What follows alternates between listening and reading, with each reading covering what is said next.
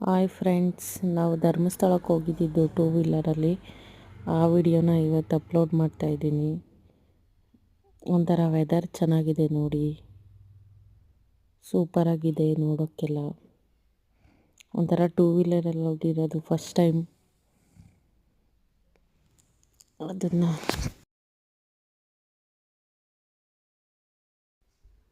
ತುಂಬ ಚೆನ್ನಾಗಿದೆ ವೆಕೇಷನ್ ಎಲ್ಲ ನೋಡೋಕ್ಕೆ.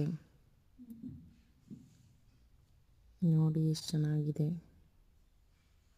ರೋಡ್ ಸ್ವಲ್ಪ ಎಲ್ಲ ಕಿತ್ತೋಗಿತ್ತು, ನಾವು ಹೋಗೋ ರೋಡು. ಅಲ್ಲಲ್ಲೇ ಸ್ಟಾಪ್ ಮಾಡ್ಕೊಂಡು ವೀಡಿಯೋ ಮಾಡ್ಕೊಂಡು ಬಂದೆ.